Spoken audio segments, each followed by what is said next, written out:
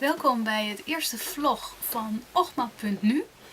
In het kader van de Dekselse Detective Dinsdag, waarin ik de trilogie, het derde boek ligt nog beneden, dus ik doe het even met deze twee. De trilogie van Cornwell, de Grail Quest serie, heb gerecenseerd. En het leek me een leuk idee om daar ook een stuk uit voor te lezen. De Grail Quest serie gaat over een boogschutter, Thomas of Houghton, die vecht voor het Engelse leger en die uiteindelijk ook op zoek gaat naar de Holy Grail. Daar kun je alles op Ogma.nu over lezen. Het stukje wat ik nu ga voorlezen, vecht hij niet zoals gebruikelijk is op het land, maar zit hij in een boot. Hij heeft net samen met Robbie, een vriend van hem, heeft hij zijn schoonvader, Sir Guillaume, en een oude bevelhebber van hem, Will Skeet, die gewond uit de strijd is gekomen, heeft hij bevrijd. En er zijn nu mensen uit het Franse plaatsje Évêque. Dat zijn de mannen van een man en die heet Coutances. Zijn ze gevlucht en die mensen zijn nu op zoek naar hun.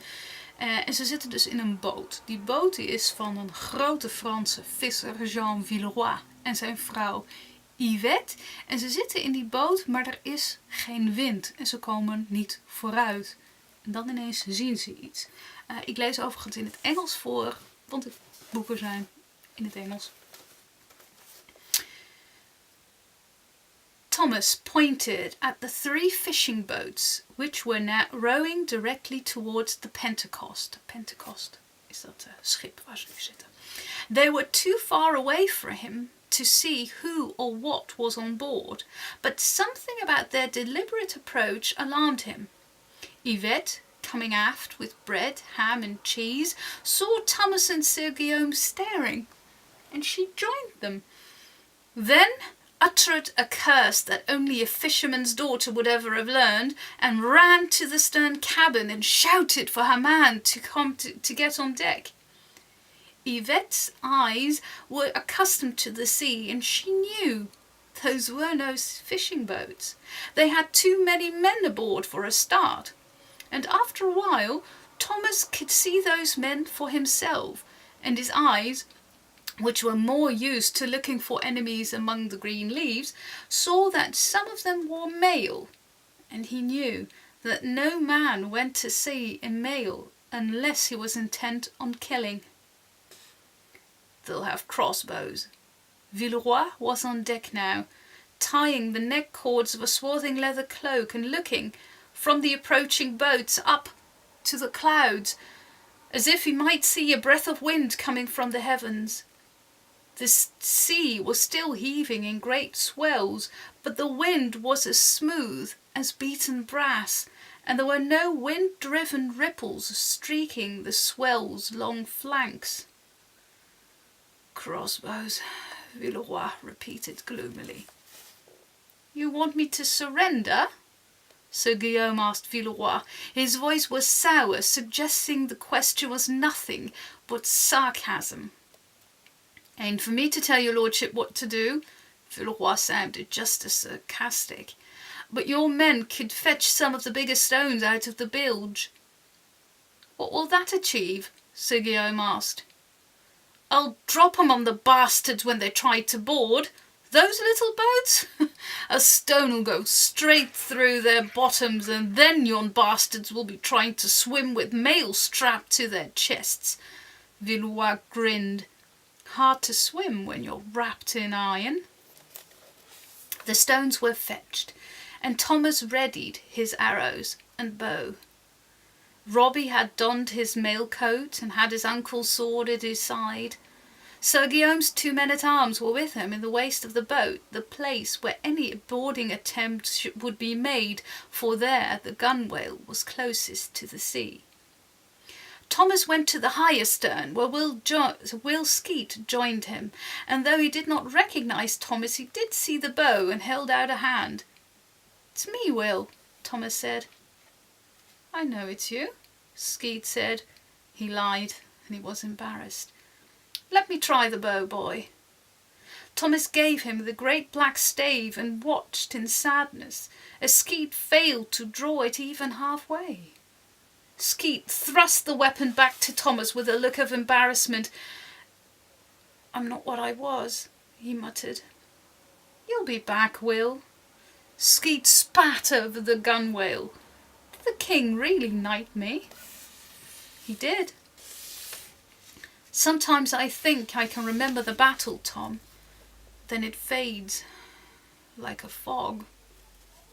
Skeet stared at the 3 approaching boats which had spread into a line. Their oarsmen were pulling hard, and Thomas could see crossbowmen standing in the bows and stern of each craft. "Have you ever shot an arrow from a boat?" Skeet asked. "Never." "You're moving, and they're moving. It makes it hard, but take it slow, lad, take it slow." A man shouted from the closest boats, but the pursuers were still too far away, and whatever the man said was lost in the air. "Saint Nicolas, Saint Ursula," Villeroy prayed, "send us wind and plenty of it." "He's having a go at us," Skeet said, because a crossbowman in the bows of the central boat had raised his weapon. He seemed to cock it high in the air, then he shot, and the bolt banged with astonishing force low into the Pentecost stern. Sir Guillaume, ignoring the threat, climbed onto the rail and took hold of the backstay to keep his balance. "They're Coutance's men," he told Thomas, and Thomas saw that some of the men in the nearest boat were wearing the green and black livery that had been the uniform of Yves's besiegers. More crossbows twanged, and 2 of the bolts thudded into the stern planks, and 2 others whipped past Sir Guillaume to slap into the impotent sail, but most splashed into the sea. It might have been calm, but the crossbowmen were still having a hard time aiming their weapons from the small boats. And the 3 attacking boats were small. Each held 8 or 10 oarsmen and about the same number of archers or men-at-arms. The 3 craft had plainly been chosen for their speed under oars, but they were dwarfed by the Pentecost, which would make any attempt to board the bigger vessel very perilous, though one of the 3 boats seemed determined to come alongside Villeroy's ship. "What they're going to do," Sir Guillaume said, "is let those 2 boats shower us with quarrels, while this bastard," he gestured at the boat that was pulling hard to close on to the Pentecost, "puts her men on board." More crossbow bolts thumped into the hull. 2 more quarrels pierced the sail, and another hit the mast just above a weathered crucifix that was nailed to the tarred timber.